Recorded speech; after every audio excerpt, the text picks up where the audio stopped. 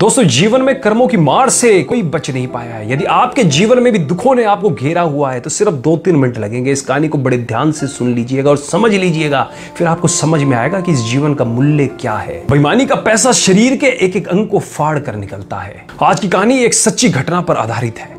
रमेश चंद्र जो पंजाब के खन्ना नामक शहर में एक मेडिकल स्टोर चलाते थे, उन्होंने अपने जीवन का एक पृष्ठ खोलकर सुनाया जो दर्शकों की आंखें भी खोल सकता है और शायद उस पाप से जिसमें वह भागीदार बना उससे भी बचा जा सकता है। रमेश चंद्र का मेडिकल स्टोर जो कि अपने स्थान के कारण काफी पुराना और अच्छी स्थिति में था, लेकिन जैसे ही कहा जाता है कि धन एक व्यक्ति के दिमाग को भ्रष्ट कर देता है, और यही बात रमेश चंद्र जी के साथ भी घटित हुई।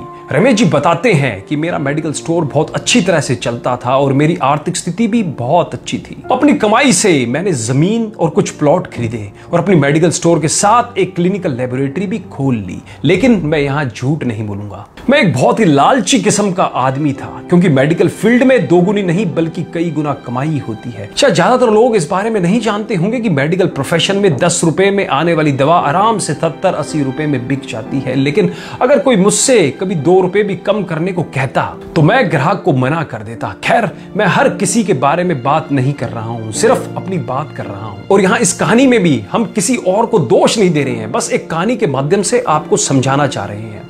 वर्ष 2008 में गर्मी के दिनों में एक बूढ़ा व्यक्ति मेरे स्टोर में आया। उसने मुझे डॉक्टर की पर्ची दी, मैंने दवा पढ़ी और उसे निकाल लिया। उस दवा का बिल 560 रुपए बन गया। बूढ़े ने उसने अपनी सारी जेब खाली कर दी, लेकिन उसके पास कुल 180 रुपए थे। मैं उस समय बहुत गुस्से में था, क्योंकि मुझे काफी समय लगाकर उस बूढ़े व्यक्ति की दवा निकालनी पड़ी थी और ऊपर से उसके पास पर्याप्त पैसे भी नहीं थे। बूढ़ा दवा लेने से मना भी नहीं कर पा रहा था, शायद उसे दवा की सख्त जरूरत थी। फिर उस बूढ़े व्यक्ति ने कहा, मेरी मदद करो, मेरे पास कम पैसे हैं और मेरी पत्नी बीमार है, हमारे बच्चे भी हमें पूछते नहीं है, मैं अपनी पत्नी को इस तरह वृद्धावस्था में मरते हुए नहीं देख सकता। लेकिन मैंने उस समय उस बूढ़े व्यक्ति की बात नहीं सुनी और उसे दवा वापस छोड़ने के लिए कहा। यहां पर मैं एक बात कहना चाहूंगा कि वास्तव में उस बूढ़े व्यक्ति की दवा की कुल राशि 120 रुपए ही बनती थी। अगर मैंने उससे 150 रुपए भी लिए होते तो भी मुझे 30 रुपए का मुनाफा ही होता। लेकिन मेरे लालच ने उस बूढ़े लाचार व्यक्ति को भी नहीं छोड़ा। फिर मेरी दुकान पर खड़े एक दूसरे ग्राहक ने अपनी जेब से पैसे निकाले और उस बूढ़े आदमी के लिए दवा खरीदी, लेकिन इसका भी मुझ पर कोई असर नहीं हुआ। मैंने पैसे लिए और बूढ़े को दवाई दे दी। समय बीतता गया और वर्ष 2009 आ गया। मेरे इकलौते बेटे का ब्रेन ट्यूमर हो गया।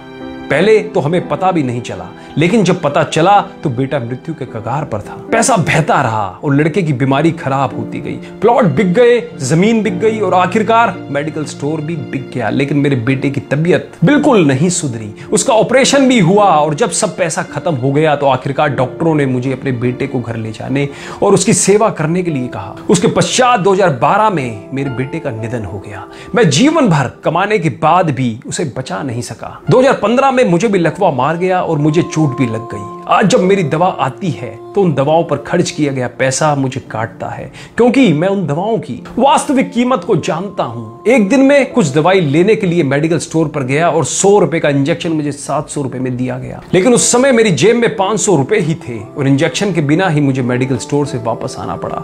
उस समय मुझे उस बूढ़े व्यक्ति की बहुत याद आई और मैं घर चला गया। मैं लोगों से कहना चाहता हूं कि ठीक है कि हम सभी कमाने के लिए बैठे हैं, क्योंकि हर किसी के पास एक पेट है, लेकिन वैध तरीके से कमाएं, ईमानदारी से कमाएं। गरीब लाचारों को लूट कर कमाई करना अच्छी बात नहीं है, क्योंकि नर्क और स्वर्ग केवल इस धरती पर ही है, कहीं और नहीं है। और आज मैं नरक भुगत रहा हूं। पैसा हमेशा मदद नहीं करता, हमेशा ईश्वर के भय से चलो, उसका नियम अटल है, क्योंकि कई बार एक छोटा सा लालच भी हमें बहुत बड़े दुख में धकेल सकता है। जीवन शतरंज के खेल की तरह है और यह खेल आप ईश्वर के साथ खेल रहे हैं। आपकी हर चाल के बाद अगली चाल ईश्वर चलता है। तो एक बार सदैव चिंतन करें, जैसी करनी वैसा ही भरनी, जैसी करनी वैसा फल, आज नहीं तो निश्चित कल हम बदलेंगे, युग बदलेगा। कहानी अच्छी लगी हो तो अपने फेसबुक वॉल पर, अपने व्हाट्सएप ग्रुप में सभी दोस्तों रिश्तेदारों में इस वीडियो को ज्यादा से ज्यादा शेयर करो, जिनसे आज के समय जो लोग दूसरों की मजबूरियों का फायदा उठा रखे हैं उनकी मानसिक स्थिति के अंदर परिवर्तन आ सके और वो भी कुछ अच्छा काम कर सके। कहानी अच्छी लगी हो तो कमेंट भी जरूर कीजिएगा। धन्यवाद।